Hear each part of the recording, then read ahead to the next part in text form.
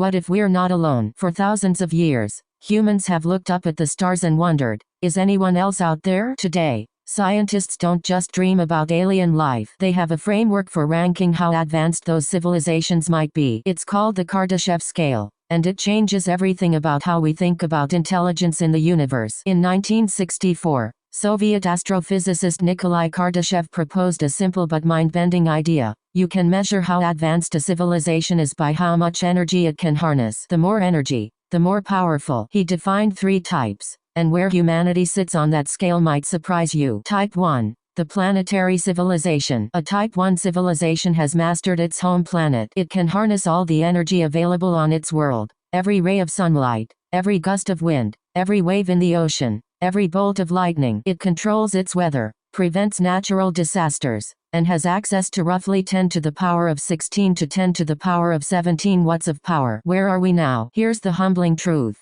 Humanity is not yet a Type 1 civilization. We're currently sitting at about 0.73 on the Kardashev scale, a fraction of the way there. We still burn fossil fuels. We can't stop hurricanes, and we can't even reliably predict earthquakes. Physicist Michio Kaku estimates we could reach Type 1 status within 100 to 200 years if we don't destroy ourselves first. What would a Type 1 alien look like? Imagine a civilization that has been Type 1 for even 1,000 years. They would have fusion power or zero-point energy, unlimited, clean electricity, full climate control. They decide if it rains. No resource wars. Scarcity is a solved problem. Planetary internet, instant communication across the entire world. Early interplanetary travel. They've likely set foot on nearby moons and planets. A Type 1 alien civilization would look at us the way we look at ancient Rome. Impressive for its time, but primitive by comparison. They would have eliminated poverty, cured most diseases, and built megacities that dwarf anything on Earth. The danger zone. Interestingly,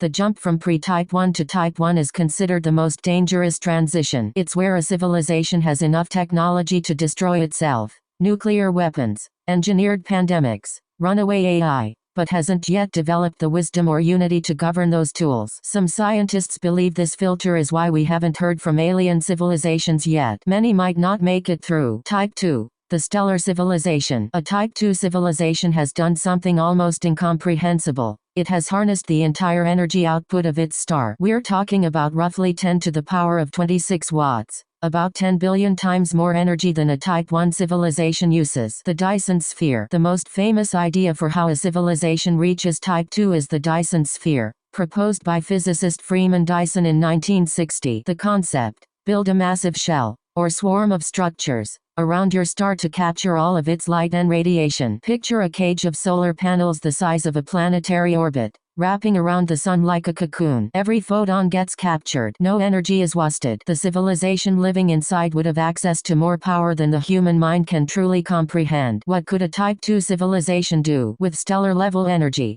the laws of physics bend, but don't break. A Type 2 civilization could theoretically travel between star systems. With enough energy, relativistic or even faster travel becomes conceivable. Move planets, not metaphorically. Literally reposition planets in the solar system. Terraform worlds. Turn dead rocks into living, breathing biospheres. Withstand or deflect asteroid impacts and solar flares with ease. Live for geological timescales. Their civilization might persist for millions of years. Have we seen any evidence? Possibly. In 2015, astronomers noticed something strange about a star called Kik 8462852, nicknamed Tabby's star. It dimmed in irregular, dramatic patterns that couldn't be explained by a planet passing in front of it. Some scientists, including SETI researchers, suggested it could be a partial Dyson sphere under construction. The mystery was never fully solved. Later studies pointed to dust clouds as the more likely explanation, but the excitement revealed something important.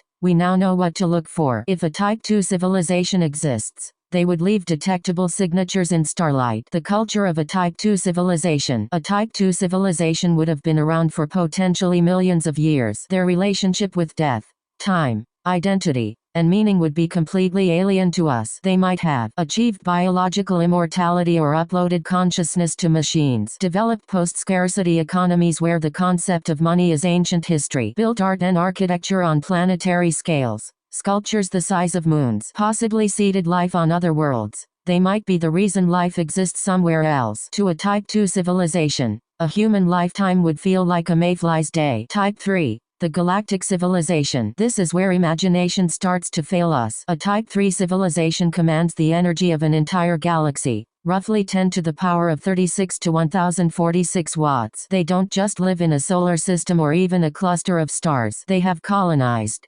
restructured,